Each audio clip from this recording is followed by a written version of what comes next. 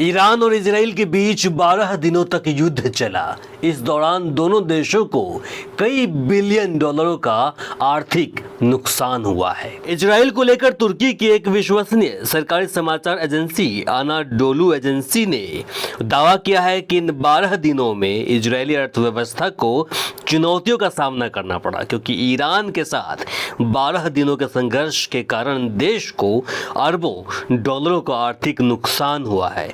The financial express website के हवाले से एजेंसी लिखती है कि ईरान पर हमले से पहले सप्ताह में इजराइल ने लगभग 5 बिलियन डॉलर खर्च किए, जबकि युद्ध का दैनिक खर्च 725 मिलियन डॉलर तक पहुंच गया, जिनमें से 593 मिलियन डॉलर का इस्तेमाल हमलों के लिए किया गया और 132 मिलियन डॉलर रक्षात्मक उपायों और सैन्य लामबंदी के लिए आवंटित किए गए।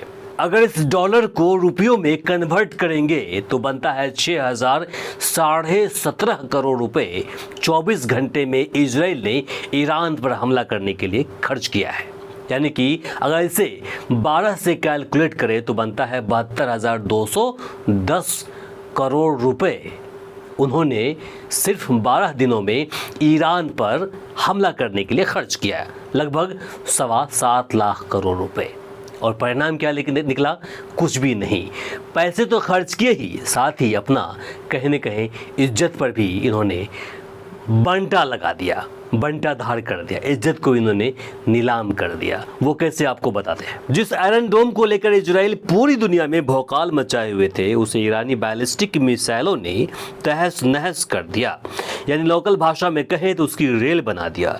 इजराइल की बर्बादी देखकर दुनिया को कहना पड़ रहा है कि लगता है कि उसने उड़ता तीर, समझ गए ना। इजराइल को क्या हाथ लगी? कुछ भी तो नहीं। युद्ध से पहले कहते थे कि युद्ध ईरानी supreme leader Ayatollah Ali Khamenei की तख्ता को पलटने के लिए कर रहे हैं, उनकी हत्या करेंगे, सारे न्यूक्लियर साइटों को नष्ट कर देंगे। लेकिन क्या हुआ? एक भी मानशा पूरा हुआ क्या?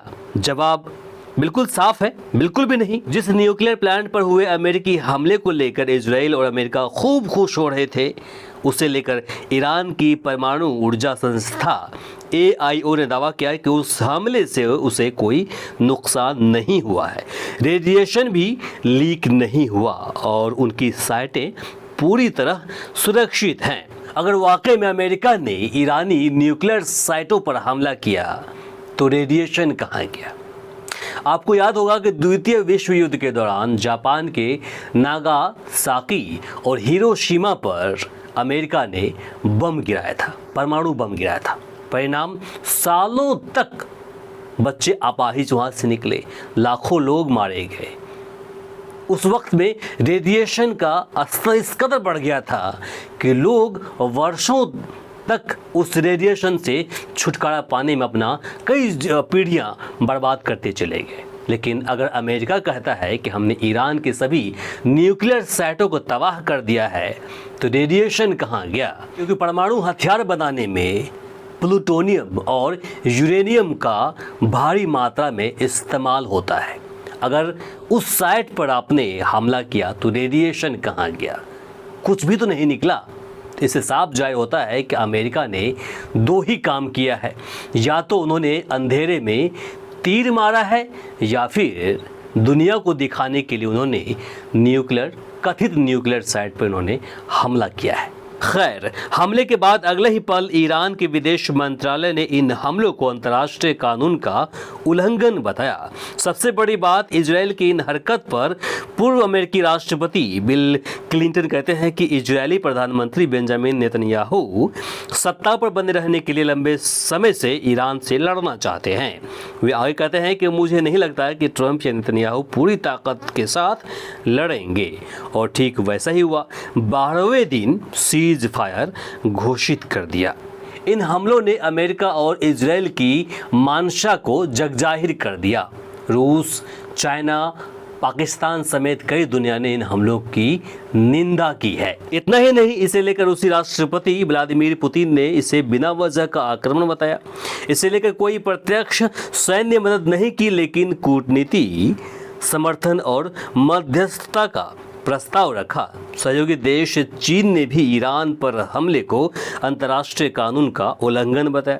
इसे लेकर 19 जून को राष्ट्रपति शी जिनपिंग और पुतिन के बीच फोन कॉल में दोनों ने इजराइल के हमलों की खुलकर निंदा की और इसे यूएन चार्टर और अंतर्राष्ट्रीय कानून का उल्लंघन बताया।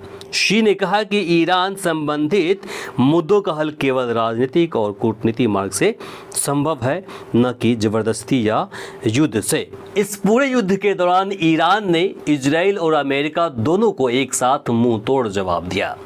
ईरान के सुप्रीम लीडर खामेनेई ने अमेरिका की एक न सुनी।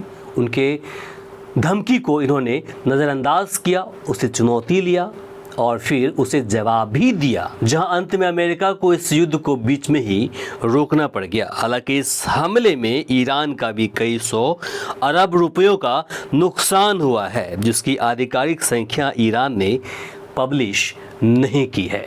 बाकी आप देख रहे थे वी आवर्स न्यूज़ और मैं हूँ इमरान। अगर आप हमारे चैनल पर नए हैं तो इसे सब्सक्राइब कर लें। अगर आप हमें फेसबुक पर देख रहे हैं तो पेज को फॉलो करना बिल्कुल ना भूलें।